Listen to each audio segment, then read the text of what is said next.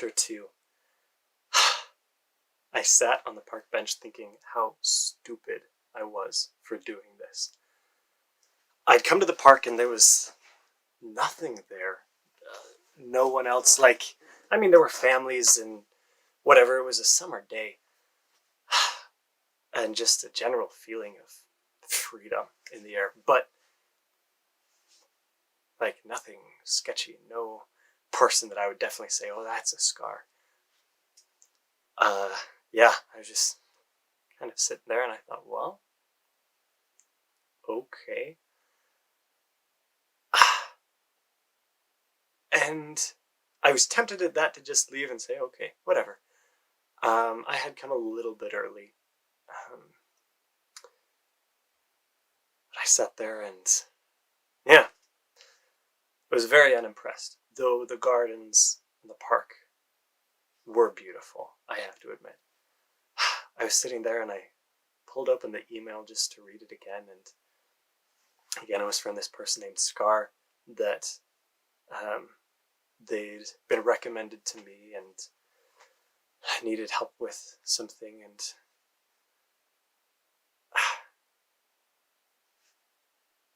And there seemed nothing wrong with it, which is a red flag. I know the fact that there was no red flag, but I was like, well, okay, whatever. You know what? I'm going to go. This was interesting. I'm glad nothing happened. And as I was standing up to go, a girl walking past about my age, bright red hair, stopped and turned to me and said, Reginald? And I didn't recognize her. I thought maybe she knew me from school or something. I said, yeah, that's me. And she said, oh, good to meet you. I'm Scar. And that threw me for a loop. I was expecting middle-aged bald guy with a scar down his face, not a cute girl my age. And I was shocked. I didn't know what to say or do. But she said, mind if I sit down? I said, sure. And she sat down next to me on the bench and I sat back down somewhat awkwardly. And she said, thank you for being willing to meet and just hear what I have to say. I couldn't help but listen to what she had to say at this point. But she said that I need help helping one of my friends. There's a group that is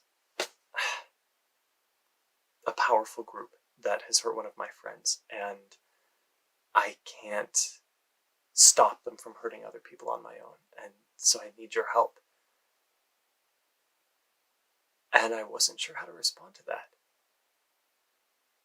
I said, I don't think I'm the right guy. I think you must be thinking about somebody else, because I'm a high school kid. I garden, I dance, I read. That's it. And I said, you know what? I shouldn't have even come. I don't know what I'm doing here. I'm sorry. I wish you and your friend luck, but I gotta go. I did not want to get caught up in anything like that. And I stood up and started walking away. Didn't give her a second look. I was just like, yep, we're getting out of here. It was too late anyway. And as I was walking, I heard a sound behind me. It was a sound. I'm bad at sound effects, I'm sorry. But the sound made me stop. I turned around, and Scar stood by the bench, her face lit by the lightsaber she was holding in her hands, bright blue. And again, I stopped and stared. I had no idea what to do. And there was this look of pleading on her face. And she said, please, Reggie, I need you.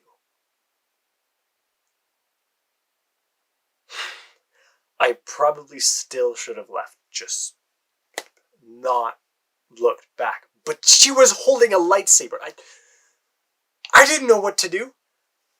And I didn't step towards her or walk away. But I said, how in the world could I help you? And mentally asked, how in the world do you have a lightsaber? It was like spitting sparks and like real lights, not this fake thing. And she said, Reggie, all of the books and movies that you know, those worlds are real. And you can travel to them. And I need your help. I really didn't know what to believe at this point, because she was holding a lightsaber and talking crazy. I figured I'd humor her, listen to what she had to say, and see if I could figure out anything as we went along. I said, continue. And then she said, mind if we walk? I said, sure. She put away her lightsaber, thankfully. There weren't many people around. If there were, I don't know what exactly would have happened. But we started down the path, and I fell in line with her. And she said, I can't explain everything all at once. And I know I sound completely insane. I can tell you all kinds of things. But it's not going to make a difference unless I can show you what I'm talking about and show you that this is real. I said, you know what? Yeah. And as we walked along, she explained that, all of the books and the movies and all of these worlds, video games, everything, they weren't made up. She explained that there are people called seers that are able to see into these worlds. And almost like they never know what they're doing. They think that they're creating these things, but they're seeing into these other worlds. And she explained that there are other people that can travel to these worlds. She explained that she was a traveler and that I had the capabilities as well. And she'd been directed to me. And she said, I'd like to train you and help you use these abilities, because there are people that are abusing traveling power. They hurt one of my friends very badly, and I want to do something about it, but I can't on my own. I need help. And I didn't understand most of this as she was saying it. I was still kind of in shock. The after image of a lightsaber in my mind. But she stopped and walked off the path, just kind of near a little grove of trees. And I looked around to make sure there weren't people waiting to kidnap me or something, and there weren't, not that I could see. And I kind of followed her into the grove, and she stood in front of a tree, and she said, this tree serves as a portal between our world and another world. Objects, places, states of mind, anything can serve as a portal to another world. And you have to have the ability to know how to use it to be able to use it, but that's what this tree is. And I couldn't quite hold a straight face. I thought, this is so weird. I thought, are you sure it's this tree? This looks like a normal tree. And she kind of glared at me and said, trust me, I know. You'll be able to tell it yourself. Again, I'm just going to show you and let you believe what you believe. I said, all right. And she said, all right, I need you to put your hand out and touch the tree. And I put my hand out. I said, oh, I feel the power. She said, shut up.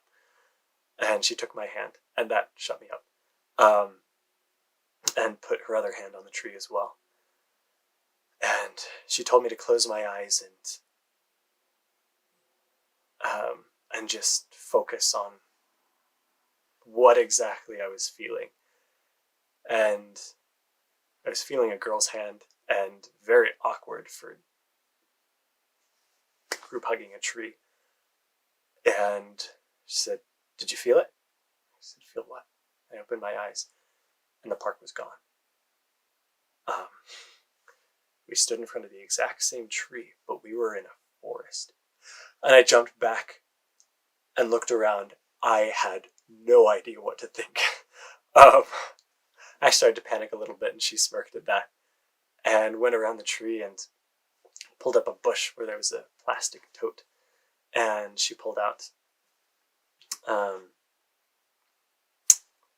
like cloaks and leather shoes and things, like old leather shoes. I said, "Scar, where are we?" And she said, "We're in the forest." I said, I can tell that, but where are we?" She said, "We're in Middle Earth."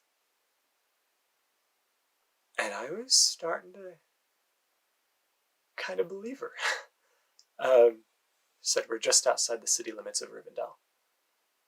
I thought, there's no way. But she tossed me a cloak and some shoes and said, "Put this on. The elves don't take kindly to modern clothing." And I did as she said. She pulled a cloak on over her own leather jacket and black tank top and pants. And she took off her boots and put on the leather shoes. And I did the same, tossed my shoes in the tote, and she hid it back under the bush and led me through the forest and to a trail that we took along, and we came up a hill, and at the top of the hill we could see Rivendell. And it was beautiful, and I had no idea what to think. I had so many questions and tried to ask them all. I couldn't quite, and it was kind of annoying for Scar. She did not like asking or answering my questions. But she led me into Rivendell, and we walked among elves, and it was incredible. And they were not the happiest to see humans just walking around Rivendell, but I didn't care. Oh, the architecture and the elves, and I could hear them speaking, and I had no idea what they were saying. I was like, this is incredible. She led me to a house and knocked on the door, where an elf let us in and introduced himself as Seraphim. He shook my hand and said, "I'm sure Scar has explained exactly what's going on. I'll be here to teach you weapons training." I thought, this is the coolest. Oh my goodness. And he led me to a back where there was like a practice sparring area. And, a rack with swords, and there were bows. And I was like, this is so incredible. And he sat me down and didn't even let me touch a sword. He spent 2 hours just explaining stance and breathing and mental state that you need to be in to even touch a sword. I was kind of unimpressed with that. I was like, what? I want to know how to do this. I didn't know I wanted to know how to do this, but now I do. And eventually he said, "All right, that's all your training for today. Later on, we'll get you a sword, but that will come later, once you've prepared yourself." I said, "Okay, fine."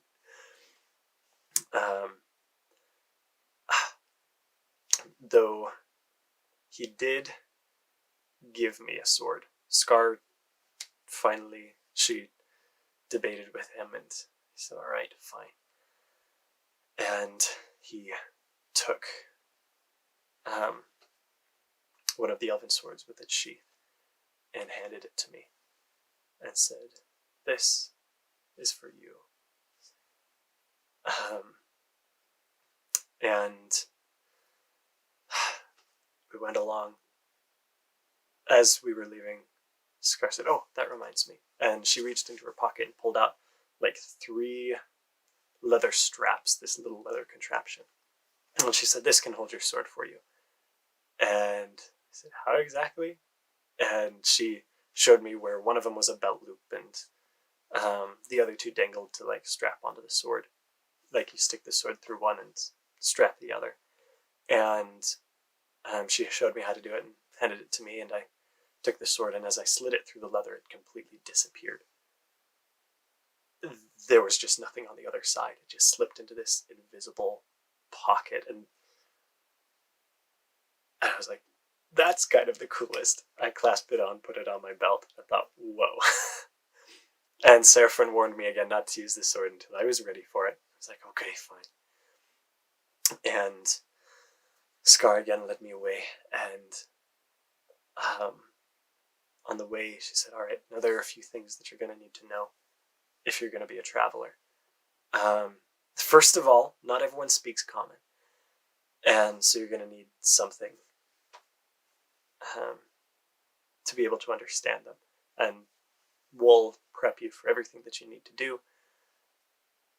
As well, anytime that you're traveling, you need an alias, and so you're going to go by G." I said, "Why G?" She said, that's just what I'm going to call you, okay? And that's how you're going to introduce yourself to everybody when you're not on Earth. I said, okay, interesting. And when we got back to the forest, took off the cloaks and switched back our shoes and put our hands back on the tree and said, "All right, I want to see if you can get us back." I was like, "What?" And we put our hands on the tree, and she took my hand and said, "All right, take us back." And I closed my eyes and tried to will us to get back, and nothing happened. Big surprise. I was like, I don't know what I'm doing. She sighed and said, "Fine, all right, I'll take us back. Focus on what you're feeling, all right, because you're going to have to do this on your own." I was like, okay. Again, it was still kind of hard to concentrate with her holding my hand. But I thought maybe I felt something. Oh, when I opened my eyes again, we were back in the park. And I thought, oh, this is so cool. And she said, "Real quick, one last thing before I let you go. I can keep sending you emails, but I'm going to give you a mobile right now." She pulled out a little like high-tech phone thing, and it had all kinds of like features. I wasn't sure how I would use anything, but she handed it to me and said, "My phone number is already in here, Miss Scar. These work interdimensionally, so no matter what world I'm in, I can still contact you. I'll let you know next time I'd like to continue your training." I said, "Great." And we finished, and I left her, got in my car, and drove back home, and thought, that was the coolest thing that has ever happened.